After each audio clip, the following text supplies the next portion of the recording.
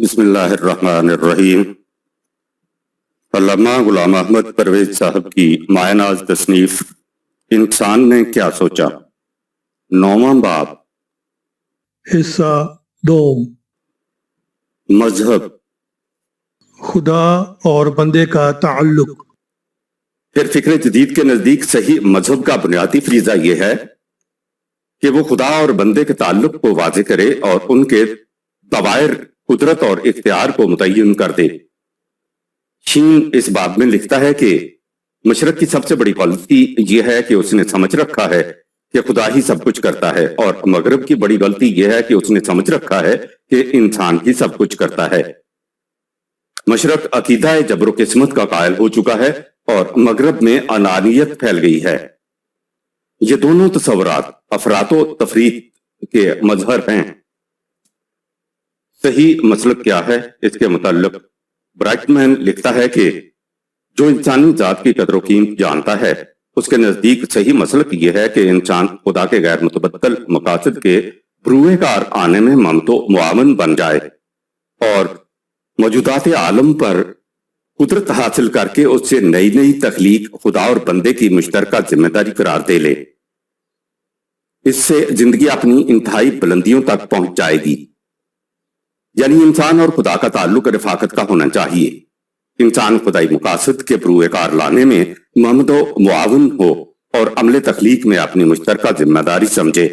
دوسری جگہ professor bright مین لکھتا ہے کہ مذہب کا فریضہ یہ ہے کہ وہ انسان میں ایک قابل قدر شعور پیدا کر دے۔ اس وحدت مقصد اور اشتراک شعور سے وحدت انسانی پیدا ہو جاتی ہے۔ اس کے علاوہ کوئی اور اصول انسانوں میں بجائے جامعیت نہیں ہو سکتا۔ اگر وحدت مقصد نہ ہو تو نسلی یا جغرافیائی وحدت تشتت و انتشار کے سوا کوئی نتیجہ پیدا نہیں کر سکتی۔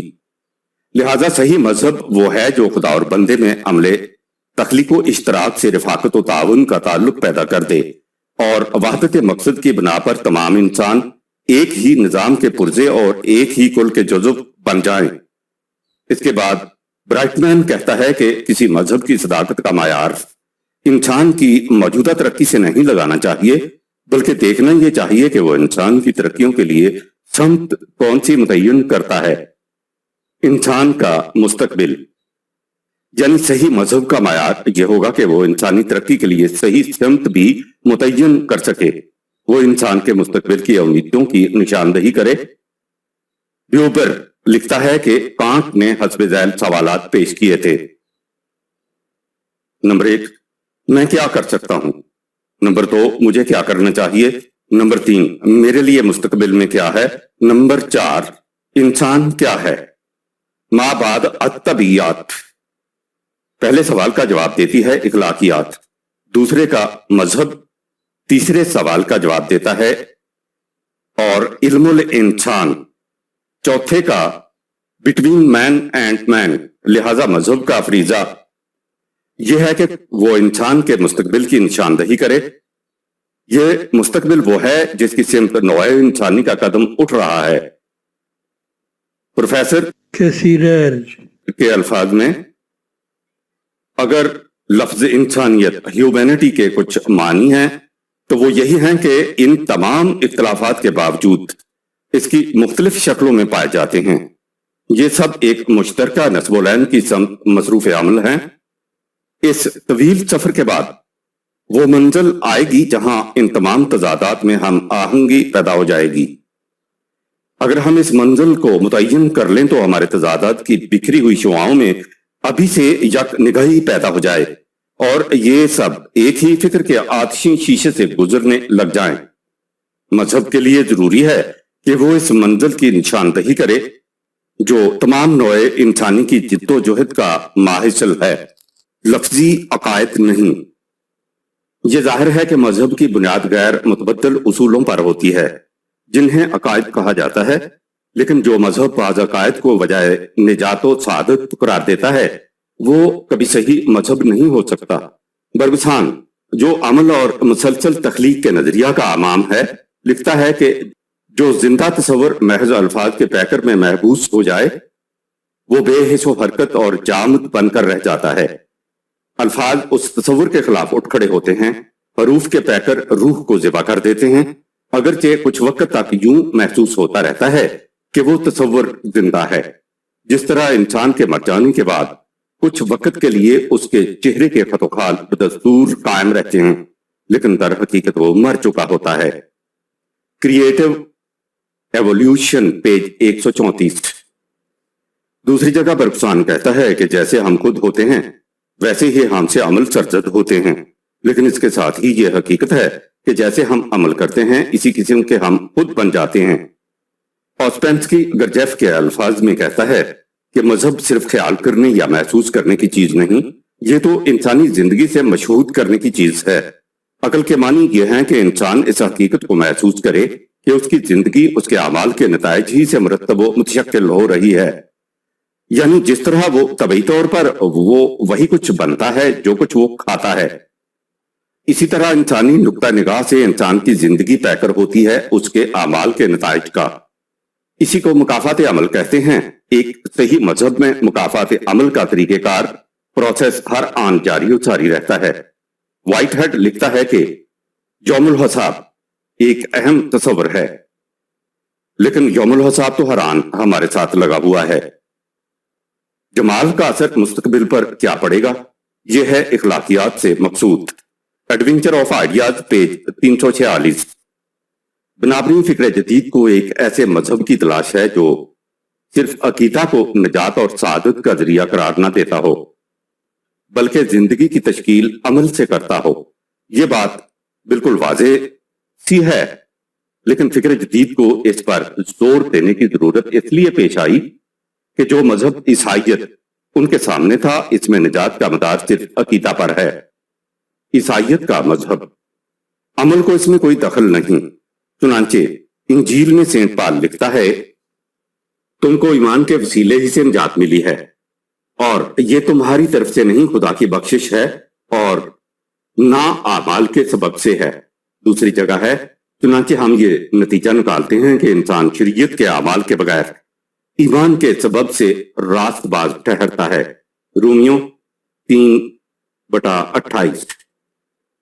اس لیے سینٹ پال کے نزدیک جھوٹ بولنا بھی کوئی گناہ نہیں۔ چنانچہ وہ لکھتا ہے کہ اگر میرے جھوٹ سے خدا کی سچائی اس کے جلال کے واسطے زیادہ ظاہر ہوئی تو مجھ پر گنہگار کی طرح کیوں حکم لگایا جاتا ہے؟ اس کے ساتھ ہی یہ بھی واضح رہے کہ ایک صحیح مذہب میں عقائد کی پختگی کو بھی نظر انداز نہیں کیا جا سکتا، کیونکہ عقائد ہی تو وہ مستقل اصول ہیں جن کی بنیادوں پر زندگی کی ساری عمارت استوار ہوتی ہے۔ چنانچہ اس باب میں فرانسس گرائرسن لکھتا ہے کہ اگر عقائد کی پختگی نہ رہے تو 2 نسلوں کے بعد قوم دہریہ بن جاتی ہے۔ The Invincible Alliance quoted by Mason۔ اسے عالمگیر ہونا چاہیے، لہذا صحیح مذہب میں پختگی، عقائد اور عمل فہم دونوں ساتھ ساتھ رہنے چاہیے۔ فکر جدید یہ بھی چاہتا ہے کہ اس بلند مذہب کو عالمگیر ہونا چاہیے۔ اس کی تعلیم ایسی ہونی چاہیے جو عام نوع انسانی کے لیے قابل قبول ہو، بلکہ وہ خود قانون فطرت پر متفرع ہو۔ چنانچہ اس باب میں پروفیسر کوبن لکھتا ہے اب صرف اتنا پوچھنا باقی رہ گیا ہے کہ عقل کے علاوہ کوئی ایسی بنیاد بھی ہے جس پر ہم قانون حکومت کی دوبارہ تشکیل کر سکیں۔ اگر دنیا میں کوئی عالمگیر مذہب ہوتا تو اس کے آسمانی قوانین پر جدید نظام حکومت کی بنیاد رکھی جا سکتی تھی، لیکن ایسی دنیا میں جہاں مختلف مذاہب موجود ہوں، یہ کوشش کرنا کہ ان میں سے کسی ایک ضابطہ کے مطابق قانون فطرت قائم کر دیا جائے، نہ یہ کہ نظری طور پر اس کا جواز مشکل ہوگا، بلکہ عملی طور پر اس کا نتیجہ یہ ہوگا کہ ہم پھر سے لڑائیوں کے دور کو واپس بلا لیں گے۔ Crisis of civilisation page 92۔ ہمارے اس کہنے سے کوئی ایسا قانون ہے جو انسانی فطرت کے اندر موجود ہو؟ دراصل مطلب یہ ہے کہ کیا کہیں کوئی ایسا ضابطۂ اخلاق ہے جو تمام نوع انسانی کے لیے قابل قبول ہو اور جسے خود انسانی انداز زندگی سے اخذ کر کے مرتب کیا جائے، محض عدل و انصاف کے نظری اصول کے طور پر نہیں، بلکہ جس طرح حق رائٹ کے مثبت تصورات کو فی الواقع محسوس کیا جاتا ہے؟ اگر کہیں کوئی ایسا ضابطہ ہے تو وہی نظام فطرت انسانی بن سکتا ہے۔ اس کے بعد وہ حقوق انسانی اور فطرت انسانی کے اجمال کی وضاحت کر کے اس نتیجہ پر پہنچتا ہے کہ ایسا مان لینا غیر معقول نہیں کہ اس قسم کے عالمگیر اخلاقی تصورات کا وجود ثابت کیا جا سکتا ہے، لیکن ضابطہ اخلاق ایسی چیز نہیں جسے عقل سے ثابت کیا جا سکے، اس لیے کہ اس کی بنیاد ہی حق و باطل اور خیر و شر کی تمیز پر ہوتی ہے، اور اس یقین پر کہ انسان کو حق اور خیر قبول کرنا چاہیے اور باطل و شر سے مجتنب رہنا چاہیے۔ لہذا فطرت انسانی کے اس اخلاقی تحکم کو عقلاً کس طرح ثابت کیا جا سکتا ہے؟ اگر کوئی پوچھے کہ انسان کو کیوں حق اختیار کرنا اور باطل سے اجتناب کرنا چاہیے، تو اس سوال کا جواب بجز ان الفاظ کے جن میں یہ سوال پوچھا گیا ہے اور کیا دیا جا سکتا ہے، اس کا جواب اس کے سوا کچھ اور نہیں ہو سکتا کہ جواب خود اس سوال کے اندر موجود ہے۔ اس کے ساتھ ہی اس حقیقت کو بھی یاد رکھنا چاہیے کہ یہ اخلاقی ضابطہ جبلی طور پر انسان کے اندر موجود نہیں، اس لیے کہ باطل پرستی بھی دنیا میں کچھ کم نہیں ہے۔ پرنسپل کیرڈ لکھتا ہے کہ یہی وہ ضابطہ قانون ہو سکتا ہے جس کی اطاعت کسی غیر کی اطاعت نہیں بلکہ خود فطرت انسانی کی اطاعت ہوگی۔ صداقت مطلق کی زندگی کوئی اجنبی زندگی نہیں ہوتی، اگر وہ ہم سے کہیں باہر ہوتی ہے تو خود ہمارے اندر بھی وہی ہوتی ہے۔ اس کے سامنے جھک جانے سے ہم کسی خارجی مثبت قانون یا کسی بیرونی قوت کی محکومیت اختیار نہیں کرتے، بلکہ ایک ایسے قانون کی مطابقت کرتے ہیں جو خود ہماری فطرت کا قانون ہوتا ہے، ایک ایسے حکمران کی اطاعت جس کا تخت حکومت خود ہمارا عمق قلب ہوتا ہے۔ انٹروڈکشن ٹو دا فلسفی آف ریلیجن، پیج 237۔ تصریحات بالا سے یہ حقیقت آپ کے سامنے آ گئی کہ یورپ کا فکر جدید جس قسم کے مذہب کی تلاش میں ہے، ان کے نزدیک اس کے خط و خال کیا ہیں، قبل اس کے کہ ہم یہ دیکھیں کہ وہ کون سا مذہب ہے جو ان شرائط کو پورا کر سکتا ہے۔ ایک اور گوشے کو بھی سامنے لانا ضروری ہے۔ میکانیکی تصور حیات کی روح سے انسانی علم کا سرچشمہ فکر انسانی کو قرار دیا گیا ہے، وہ اس کے ماورا کسی اور ذریعہ علم کے قائل نہیں، لیکن دیکھنا یہ ہے کہ اب فکر جدید ذہن انسانی ہی کو علم کا آخری ذریعہ قرار دیتا ہے یا ماورائے فکر انسانی کسی اور ذریعہ علم کا بھی قائل ہے۔ وحی کی ضرورت، مذہب کی اصطلاح میں اس ذریعہ علم کو وحی کہا جاتا ہے۔ وحی کی اہمیت کا اندازہ اس سے لگائیے کہ ایڈمٹن کہتا ہے کہ اصل سوال خدا کی ہستی کا نہیں بلکہ اس امر کا یقین ہے کہ خدا بذریعہ وحی انسان کی رہنمائی کرتا ہے۔ Science and the unseen world, page 44۔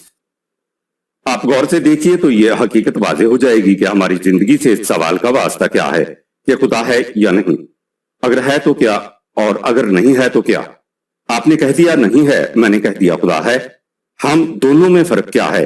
یہ درست ہے کہ خدا کی ہستی کا اقرار ایک صداقت کا اقرار ہے، لیکن سوال پھر وہی پیدا ہوتا ہے کہ اس اقرار سے فائدہ کیا ہے؟ آپ دیکھیں گے کہ اس اقرار سے مفہوم اس کی طرف سے رہنمائی کا اقرار ہے، یعنی یہ اس امر کا اقرار ہے کہ انسان تنہا عقل کے ذریعے حقیقت اور صداقت تک نہیں پہنچ سکتا۔ عقل ان تضادات کا حل پیش کرنے سے عاجز و قاصر ہے جو انسانی زندگی میں وجہ فساد بن رہے ہیں۔ اس لیے ہم ایسے سرچشمہ علم کی تلاش کرتے ہیں جو عقل سے ماورا ہو اور صداقت اور حقیقت تک ہماری رہنمائی کر سکے، یعنی ہمیں ایسے محکم اصول دے سکے جو زندگی کے تضادات کا حل اپنے اندر رکھتے ہوں۔ اس سرچشمہ علم و اقتدار کا نام خدا ہے۔ اس سے واضح ہے کہ ہمیں خدا پر ایمان کی ضرورت ہی اس لیے ہوتی ہے کہ ہمیں اس کی طرف سے مسائل حیات کے سلجھانے کی رہنمائی guidance ملتی ہے۔ اسی رہنمائی کو وہی کہا جاتا ہے۔ اس لیے ایڈنگٹن ٹھیک کہتا ہے کہ اصل سوال خدا کی ہستی کا نہیں، خدا کی طرف سے رہنمائی ملنے کا ہے۔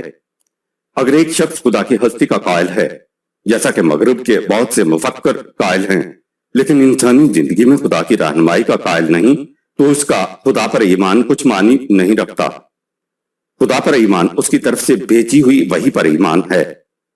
اب آگے بڑھیے، فکر جدید نے اب اس حقیقت کو تسلیم کر لیا ہے کہ فکر انسانی کے لیے یہ ممکن ہی نہیں کہ وہ ادراک حقیقت کر سکے یا حقیقت کے متعلق صحیح علم دے سکے۔ برگسان کریٹو ایولیوشن کے مقدمہ میں لکھتا ہے کہ ہماری فکر اس قابل ہی نہیں کہ وہ زندگی کی حقیقت کو ہمارے سامنے لا سکے، या जिंदगी की इर्तिकाई बरकत का सही और पूरा पूरा मफहूम पेश कर सके। आगे चलकर बरगुझान कहता है कि इंसानी फिक्र की खूसियत ही ये है कि ये जिंदगी का अहाता करने के लिए फितरी तौर पर नाकाबिल है। प्रोफेसर व्हाइटहेड लिखता है कि हम खुदा की फितरत के मुताल्लिक कोई अकली दलील पेश नहीं कर सकते। The science and the modern world, खुदा की फितरत तो बहुत आगे की चीज है। ब्राइटमैन तो कहता है अक्ल इंसानी किसी मामला के मुताल्लिक भी आखिरी दलील, मुकम्मल शहादत और मंतकी यकीन बहम नहीं पहुंचा सकती। इंसानी इल्म कतई यकीन तक पहुंचाने के नाकाबिल है। जिस तरह इंसानी आंख खारजी रोशनी की मोहताज है, इसके बगैर कुछ भी नहीं देख सकती, इसी तरह इंसानी अकल वही की रोशनी के बगैर यकीन के दर्जा तक नहीं पहुंच सकती। शीन के अल्फाज में, जिस तरह हमारे हवास इस वक्त बेहतर काम करते हैं जब उनकी तकमील अकल के जरिया से हो जाए, इसी तरह हमारी अकल उस वक्त बेहतर काम कर सकती है जब उसकी तकमील ईमान वही के जरिया से हो जाए। जो आदमी आर्जी तौर पर अकल से आरी हो जाए, मसलन शराबी, उसके हवास वही होते हैं जो पहले थे, लेकिन इस वक्त वो कभी अपने फराइज को इस तरह सरंजाम नहीं दे सकते जिस तरह अक्ल-होश की हालत में सरंजाम देते हैं। जो हालत अकल के बगैर हवास की होती है, वही कैफियत वही के बगैर अकल की होती है। तन्हा अकल हमारी रहनुमाई नहीं कर सकती, बल्कि बरगसान तो कहता है कि अकल तन्हा हमें किसी और सिमत ले जाती है, इसलिए कि अकल का मनसब इंसान को उसकी मंजिले इंसानियत तक पहुंचाना नहीं, उसका फरीजा इंसानी जिंदगी का तहफ्फुज है, ख्वाह वो किसी तरीके से हो। चुनांचे वो कहता है कि इंसान तन्हा अकल की रोशनी में सही राह पर चल ही नहीं सकता, अकल उसे किसी दूसरे रास्ता पर डाल देगी। अकल एक खास मकसद के लिए पैदा की गई है। जब हम उसे इस मकसद से बुलंद मकसद की तरफ ले जाना चाहते हैं, तो वो इस बुलंद सतह के मुतल्लिक मुमकिनात का सुराग दे सके तो शायद, वरना वो हकीकत का पता किसी सूरत में दे ही नहीं सकती। The two sources of religion and morality, page 201। हमारे जमाने की दुनिया साइंस में प्रोफेसर आइंस्टाइन का जो मकाम है वो किसी से पोशीदा नहीं। उसने अपनी उम्र के आखिरी हिस्सा में एक किताब लिखी है जिसका नाम ही out of my letter days है। वो कहता है, वो साइंस और फलसफा के मैदान में उम्र भर की शाह सवारी के बाद लिखता है कि साइंस सिर्फ ये बता सकती है कि क्या है, वो ये नहीं बता सकती कि क्या होना चाहिए। इसलिए इक़दार की कीमत मुतय्यन करना उसके दायरा से बाहर है। इसके बरक्स मजहब का काम यह है कि इंसानी फिक्र व अमल की कीमत मुतय्यन करे। साइंस के अलमबरदारों ने अक्सर औकात समर की कोशिश की है कि वो साइंस की रूह से इक़दार के मुताल्लिक कतई फैसला नाफिज कर दें। ये उनकी गलती है, जिसकी वजह से वो मजहब के खिलाफ महाज कायम करके बैठ जाते हैं। साइंस के नजदीक बस एक शय होती है, इसकी दुनिया में आरजुओं, इक़दार, खैर, शर, नस्ब-ओ-लैन हयात का कोई वजूद नहीं होता। साइंस ना तो इक़दार मुतय्यन कर सकती है और ना ही उन्हें इंसानी सीने के अंदर दाखिल कर सकती है। साइंस ज्यादा से ज्यादा ऐसे जराए फराहम कर सकती है जिनसे इंसान मकसद हासिल कर ले। मकसद का तसव्वुर तय्यन सिर्फ बुलंद हस्तियां कर सकती हैं, और अगर उनके मुतय्यन करदा मकासद बेजान होकर नहीं रह गए तो उन्हें वो लोग आगे बढ़ा सकते हैं जो नीम शऊरी तौर पर नौए इंसानी के इर्तिका का यकीन करते हैं। इसके बाद प्रोफेसर मौसूफ लिखता है, हमने तल्ख तजारब के बाद ये सीखा है कि माशरती जिंदगी की गुत्थियां तनहा अकल की रूह से नहीं सुलझ सकती। साइंस की तहकीकात अक्सर औकात नौए इंसानी के लिए बड़ी मोहलक साबित हुई हैं। इनसे इंसान को तबई जिंदगी में आराम और इशरत तो जरूर मिल गई, लेकिन उसकी दाखिली दुनिया में अजीब किस्म का करबो इज़्तिराब पैदा हो गया, जिससे वो अपने टेक्निकल माहौल का गुलाम बनकर रह गया। और उससे भी ज्यादा ये कि उसे खुद अपनी तबाही के लिए बड़े बड़े हलाकत आफरीन सामान मिल गए। इसलिए हमें तनहा अकल को अपना खुदा नहीं बना लेना चाहिए। इस खुदा के उजलात मसल तो बहुत मजबूत हैं, लेकिन उसकी जात पर्सनैलिटी नहीं है। यह सिर्फ खिदमत अच्छी तरह से कर सकता है, रहनुमाई नहीं कर सकता। अकल जराए और असबाब पर तो खूब निगाह रखती है, लेकिन मकासद और इक़दार की तरफ से बिल्कुल अंधी होती है। ان اقدار کا سرچشمہ کیا ہے؟ اس کے متعلق آئنسٹائن کہتا ہے کہ یہ اقدار تجربات کے بعد وضع نہیں کی جاتی، یہ مقتدر ہستیوں کی وساطت سے بذریعہ وہی ملتی ہیں۔ ان کی بنیادیں عقل پر نہیں ہوتی، لیکن وہ تجربہ کی کسوٹی پر بالکل پوری اترتی ہیں، اس لیے کہ صداقت کہتے ہی اسے ہیں جو تجربے سے درست ثابت ہو۔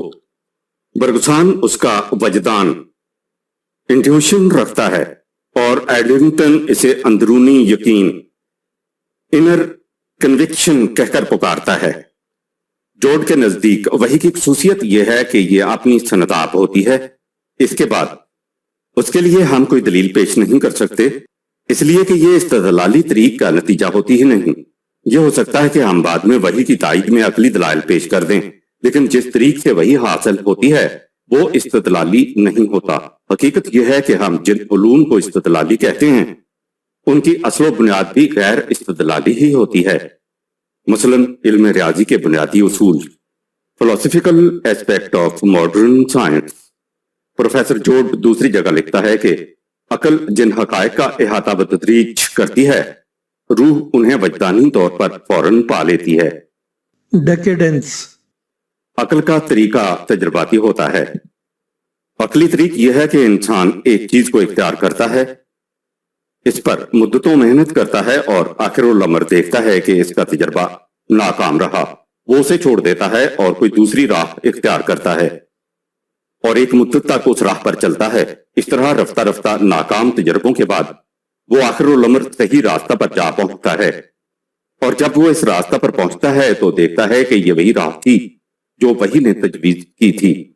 لہٰذا عقلی کاوشیں اور فکری راہیں اس وقت کامیابی حاصل کرتی ہیں جب وحی کے راستہ سے جا کر مل جائیں۔ پلیٹو کے الفاظ میں یہ ارباب فکر کچھ بنائیں گے، اسے پھر مٹائیں گے، یہی کچھ کرتے رہیں گے تاکہ وہ انسانی راستوں کو حتی الامکان خدائی راستوں سے ہم آہنگ کر لیں گے۔ Republic. Professor Cassirer. کہتا ہے کہ یہ حقیقت کے دنیا میں عقل بڑی مبہم چیز ہے اور اس کے فیصلے یوں ہی تسلیم کر لینے کے قابل نہیں ہو سکتے۔ انسان کو کبھی معلوم نہ ہو سکتی اگر اس کی طرف وحی کی روشنی نہ آتی، وحی ہی نے آ کر اسے اس حقیقت سے آگاہ کیا۔ عقل اس قابل ہی نہیں تھی کہ وہ صداقت، حکمت اور وضاحت کی طرف رہنمائی کر سکے، اس لیے کہ یہ خود اپنے مفہوم و مطالب کے اعتبار سے مبہم ہوتی ہے۔ انسان اسی وقت حق و صداقت کی آواز سن سکتا ہے جب وہ پہلے اپنے آپ کو خاموش کرے۔ این ایسے آن مین، ایڈنگٹن کے نزدیک شعور کی بیداری کی یہ کیفیات ایسی ہی یقینی ہوتی ہیں جیسی وہ معلومات جو ہمیں اس کے ذریعہ حاصل ہوتی ہیں۔ The nature of physical world. ان حالات کے ماتحت آسپینسکی کہتا ہے کہ مذہب کی بنیاد صرف وحی پر ہو سکتی ہے۔ اگر وحی کا تصور نہ ہو تو مذہب ہی باقی نہیں رہتا، اور مذہب میں کوئی نہ کوئی عنصر تو ضرور ایسا ہوتا ہے جو عام فکر انسانی کے احاطہ علم سے باہر ہوتا ہے۔ اس لیے اگر یہ کوشش کی جائے کہ جن باتوں کو انسانی عقل اچھا سمجھتی ہے انہیں ایک جگہ اکٹھا کر کے اس مجموعہ کا نام مذہب رکھ لیا جائے تو اس سے کچھ بھی حاصل نہ ہوگا۔ ایسی کوششوں کا نتیجہ مذہب نہیں بلکہ ایک فلسفہ زبوں ہوگا۔ New model of universe. Page 34۔ لیکن اس کی یہ معنی نہیں کہ جو علم وحی کے ذریعہ حاصل ہوتا ہے وہ خلاف عقل ہوتا ہے۔ خلاف عقل اور ماورائے عقل میں بڑا فرق ہے۔ جو وحی صحیح علم و بصیرت کے خلاف ہو وہ وحی نہیں ہو سکتی۔ لاک کے الفاظ میں جو شخص وحی کے لیے جگہ بنانے کی خاطر عقل و بصیرت کو باہر نکال دیتا ہے وہ وحی اور عقل دونوں کے چراغ گل کر دیتا ہے۔ Quoted by Brightman, page 104۔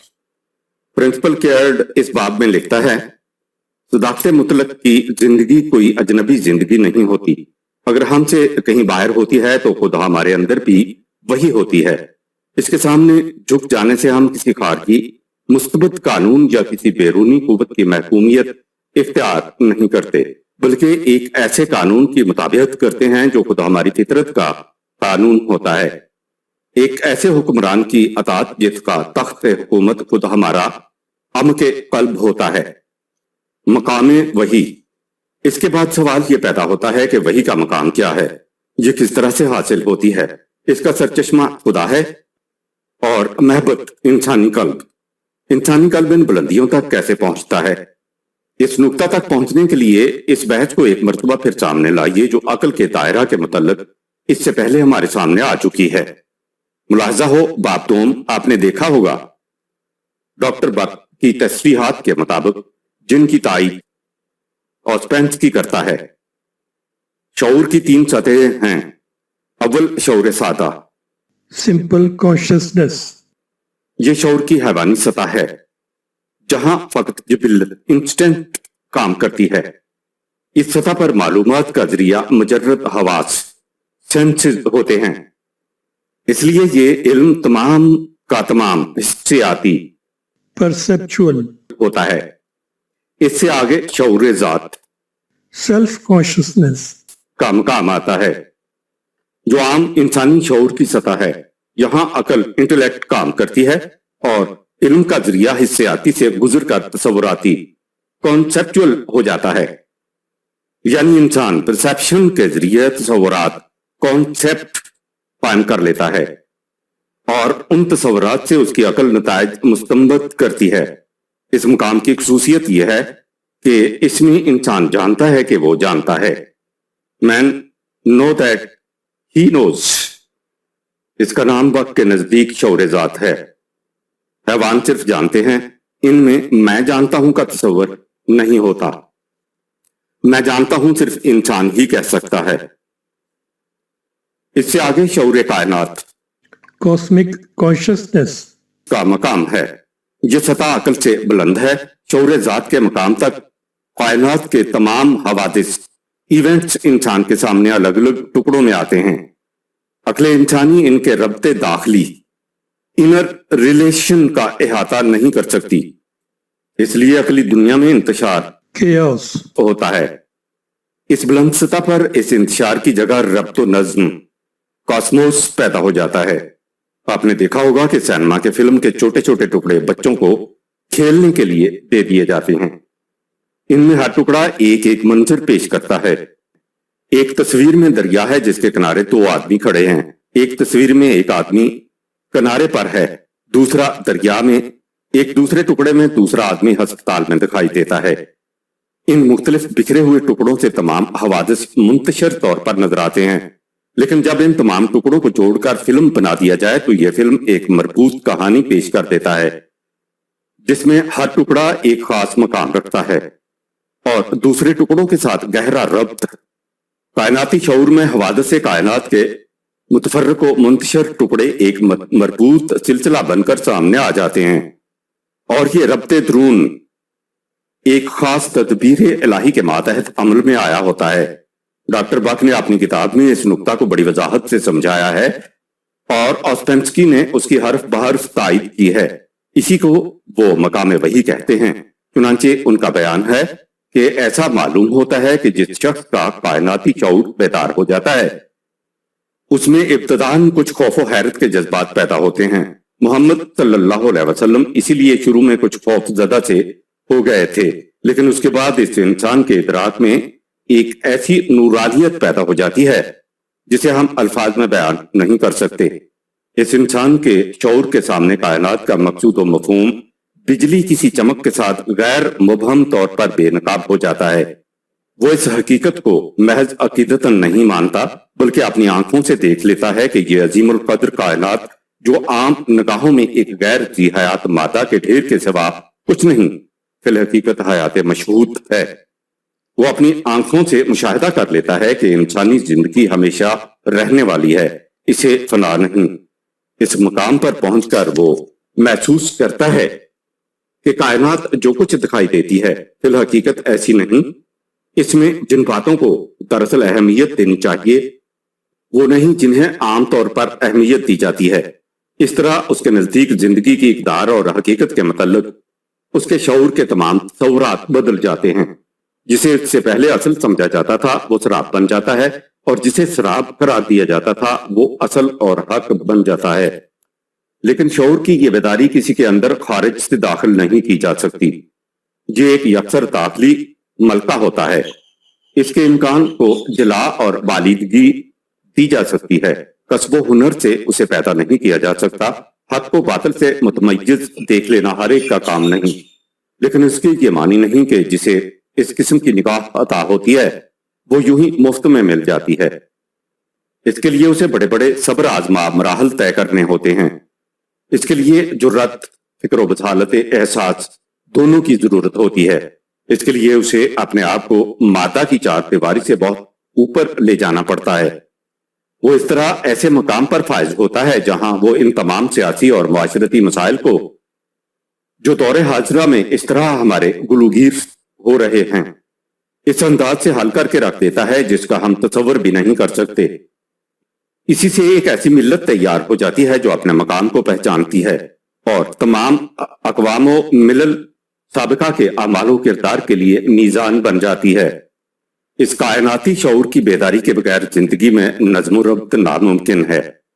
ایک عرصہ دراز سے مادہ کے ڈیر کے نیچے دبے ہوئے انسان نے یہ سمجھ رکھا ہے کہ محض عقل کے زور پر دنیا میں زندہ رہا جا سکتا ہے، لیکن آہستہ آہستہ یہ حقیقت ان پر منکشف ہوتی جا رہی ہے جنہیں فطرت نے آنکھیں عطا کی ہیں کہ محض عقلی منطق سے دنیا میں زندگی میں نظم نہیں پیدا کیا جا سکتا۔ موجودہ انسان اس روش پر قائم رہے تو وہ اگر ان قبائل و اقوام کی طرح جن کا وجود طبعی طور پر دنیا سے مٹ چکا ہے فنا نہ بھی ہوئے تو بھی اپنے لیے وہ ایسے حالات پیدا کر لیں گے جو ابھی سے پیدا ہو چکے ہیں جن کے باتحت زندگی ناممکن ہو جائے گی۔ ایسے حالات جن میں ہر وہ متاع جو انسان کے پاس ہے اس سے چھن جائے گی، وہ متاع جو انسان سے ملی تھی، وہ متاع جو اسے انسانوں سے ملی تھی جن کا کائناتی شعور بیدار ہو چکا تھا اور وہ اپنے آپ کو پہچانتے تھے۔ اس لیے مستقبل عام انسانوں کے ہاتھ میں نہیں، وہ ایسے انسانوں کے ہاتھ میں ہے جو فوق البشر ہے، جو ہم میں پہلے ہی پیدا ہو چکا ہے اور زندہ و پائندہ موجود ہے۔ Ouspensky in Tertium Organum. برگزان وحی کے امکان کی کفیل سی جھلک نابغہ Genius. میں دیکھتا ہے جس کی پیدائش اس کے نزدیک سائنس کے تمام مسلمات کے خلاف ہوتی ہے۔ The Two Sources of Religion and Morality page 49۔ برگزان تصوف کو بھی اس کا پرتو سمجھتا ہے، لیکن باردیو کہتا ہے کہ ایک پیغمبر کی وحی بالکل مختلف نوعیت کی ہوتی ہے۔ اس کے الفاظ میں نبوت خدائی الہام پر مبنی ہوتی ہے۔ صاحب وحی دنیا اور انسان کے مقدرات اور مستقبل کے متعلق خدا کی آواز سنتا ہے۔ حامل وحی اپنے آپ کو دنیا میں تنہا پاتا ہے۔ وہ جن لوگوں کو تباہی سے بچانے کی کوشش کرتا ہے وہ اسے پتھر مارتے ہیں، لیکن بائی ہما وہ انہیں چھوڑ کر الگ نہیں ہو جاتا۔ یہ وحی اکتسابی نہیں ہوتی جسے ارتقائی مدارج سے حاصل کیا جا سکے، یہ تو ایک داخلی شے ہے۔ ایک پیغمبر کی وحی ہندوستان اور یونان کے صوفیوں کے کشف سے بالکل منفرد شے ہوتی ہے۔ The divine and the human page 136۔ باردیو کے اس تصور کو جس حسن و وضاحت سے اقبال نے بیان کیا ہے، جی نہیں چاہتا کہ آپ کو اس سے لطف اندوز ہونے سے محروم رکھا جائے۔ وہ اپنے خطبات میں 5ویں خطبہ کو اس طرح شروع کرتے ہیں: محمد صلی اللہ علیہ وسلم عربی فلک الافلاک کی بلندیوں پر پہنچ کر واپس تشریف لے آئے۔ خدا شاہد ہے کہ میں اگر اس مقام تک پہنچ جاتا تو کبھی واپس نہ لوٹتا۔ یہ الفاظ ایک بہت بڑے مسلمان صوفی بزرگ حضرت عبد القدوس گنگوہی کے ہیں۔ تصوف کے لٹریچر میں ان جیسے اور الفاظ کا ملنا غالباً مشکل ہے جو ایک فکرہ کے اندر شعور نبوت اور تصوف کے اس قدر لطیف نفسیاتی فرق کو اس طرح واضح کر دیں۔ ایک صوفی اپنے انفرادی تجربہ گاہ کی تجرد گاہ سے واپس آنا نہیں چاہتا، اور جب واپس آتا بھی ہے اس لیے کہ اسے واپس آنا پڑتا ہے تو اس کی یہ مراجعت نوع انسانی کے لیے کچھ معنی نہیں رکھتی۔ اس کے برعکس ایک نبی کی مراجعت تخلیقی ہوتی ہے۔ وہ آتا ہے کہ زمانے کے طوفان پر تسلط پا کر تاریخ کی قوتوں کو اپنے قابو میں لے آئے اور اس طرح مقاصد و مطامع کی ایک نئی دنیا تعمیر کر دے۔ ایک صوفی کے لیے اس کے انفرادی تجربہ کی تجرد گاہ آخری مقام ہوتی ہے، لیکن ایک رسول کے دل میں اس سے زلزلہ انگیز نفسی قوتیں پیدا ہو جاتی ہیں جن کا مقصد یہ ہوتا ہے کہ تمام دنیا انسانیت میں ایک انقلاب پیدا کر دے۔ یہ آرزو کہ جو کچھ اس کی آنکھ نے دیکھا ہے وہ ایک جیتی جاگتی دنیا کے پیکر میں متشکل ہو جائے۔ نبی کے دل میں پیش ہوتی ہے، اس لیے ایک صاحب وحی کے تجربہ کی قدر و قیمت جانچنے کا ایک طریقہ یہ بھی ہے کہ دیکھا جائے کہ اس نے انسانیت کو جس قالب میں ڈھالا ہے وہ کیسا ہے، اور اس کے پیغام کی روح سے جس قسم کی دنیا ثقافت ابھر کر سامنے آئی ہے وہ کس انداز کی ہے۔ خطبات باق اپنی کتاب میں ایسے بلند مرتبہ انسانوں کی کچھ خصوصیات بیان کرتا ہے جو وحی سے بہرہ یاب ہوتے ہیں۔ وہ کہتا ہے کہ یہ کائناتی شعور بالعموم طبقہ رجال میل سیکس میں نمودار ہوتا ہے۔ یہ انسان ذہانت و فطانت کی بلندیوں پر ہوتے ہیں، ان کا اخلاق بہت بلند ہوتا ہے اور ان کی صحت بھی اعلیٰ درجہ کی ہوتی ہے۔ یہ عمر کے اس حصے میں آتی ہے جب انسان کے قوا اور جوہر اپنے اوج کمال پر ہوتے ہیں، یعنی بالعموم 35 اور 40 سال کی عمر کے درمیان۔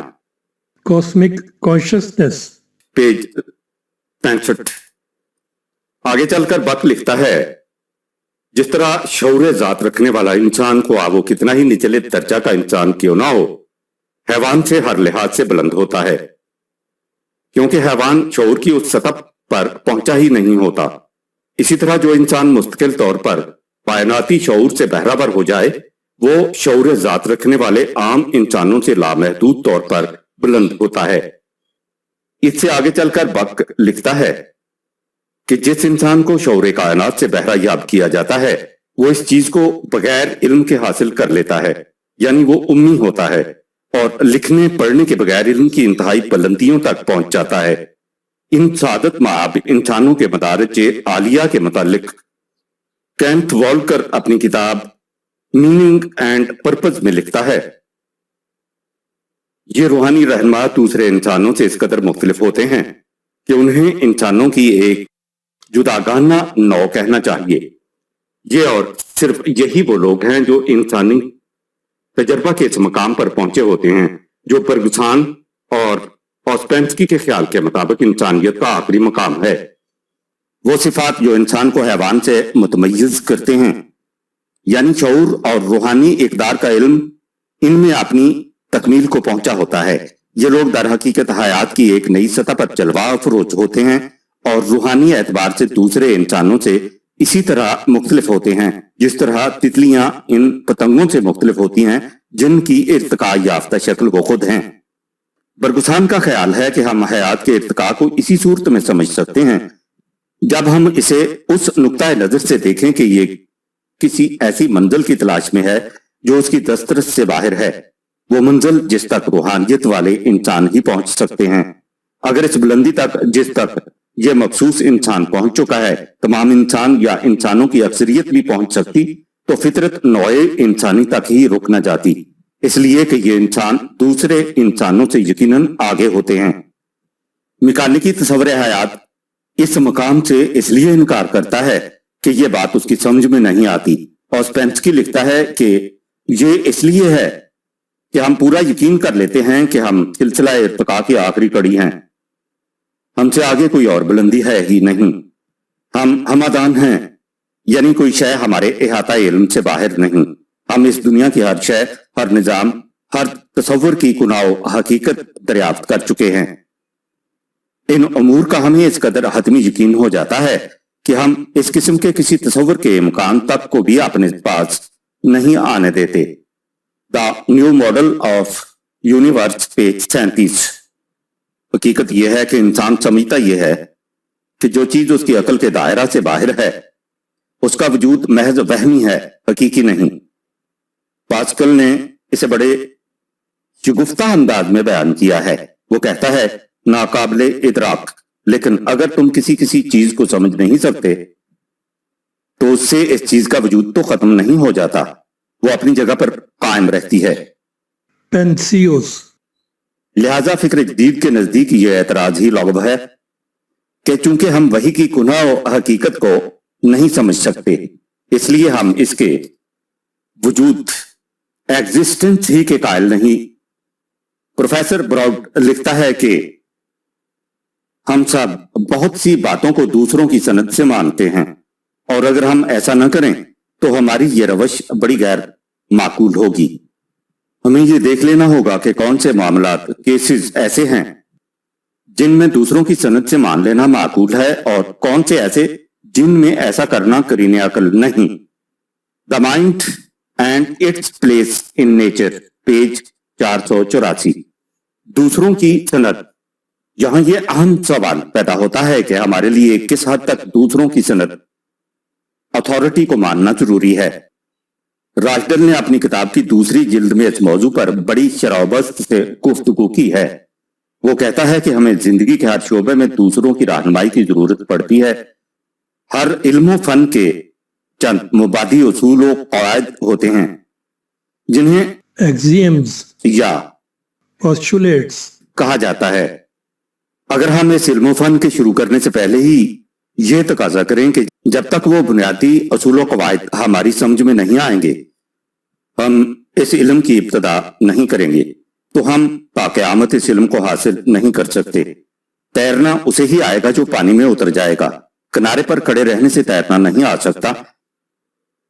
जब आप इस तरह किसी इल्म के बुनियादी उसूलों पर यकीन रखते हुए तहसील इल्म शुरू कर देंगे तो फिर रफ्ता रफ्ता इन बुनियादी उसूलों की सदाकत खुद ब खुद समझ में आती जाएगी। इसी का नाम सनद, अथॉरिटी को मानना है। वो कहता है कि दुनिया के बड़े बड़े उसूल जो आज इस तरह मुसल्लमात में दाखिल हो चुके हैं, हम इन पर जिरा और तनकीद की कभी जरूरत ही नहीं समझते। इब्तदान उन इंसानों के जरिए सामने आए थे जिनकी तायद करने वाला भी कोई ना था। उनके यकीन मोहकम ने हमें इन सदाकतों से रोशनास करा दिया है। सनद, अथॉरिटी के तस्लीम किए बगैर कोई मुआशरा कायम नहीं रह सकता। इस बहस के आखिर में राजदिल लिखता है कि जिस चीज को हम शुरू में सनद, अथॉरिटी मानते हैं और समझते हैं कि हम इस अथॉरिटी के हुक्म की तामील तुअनो करहन कर रहे हैं, रफ्ता रफ्ता यह हकीकत हमारे सामने आ जाती है कि हम इस हुक्म की तामील में किसी शख्स की फरमाबरदारी नहीं कर रहे बल्कि एक उसूल की पाबंदी कर रहे हैं। इसके अपने अल्फाज में जूं जूं एक फर्द किसी हुक्म की तामील से हम आहंग होता जाता है, वो महसूस करने लगता है कि वो किसी खारिज से मुसल्लत करता जबरी हुक्म की तामील नहीं कर रहा बल्कि अपनी ही बुलंद फितरत की इत्तिबा कर रहा है। वो जो पहले अपने आप को किसी हाकम का महकूम समझता था, अब खुद ही हाकम और खुद ही महकूम बन जाता है। इसलिए इखलाकियात के दायरा में सनद से इनकार करने का नतीजा इखलाकी फौजवियत, अनारकी होगा। लिहाजा किसी को यह कहना कि हम वही और नबूवत की हकीकत को समझे बगैर किस तरह वही पर यकीन कर लें, कोई माकूल एतराज नहीं है। इससे ना इंसानी अकल की तौहीन होती है, ना उसके शर्फ की तहकीर। ये एक हकीकत का एतराफ है और अकल से बुलंद जरिया इल्म से तारुफ। यह एतराफ खुद अकल के लिए काबिल शर्फ और वजह बालिदगी है।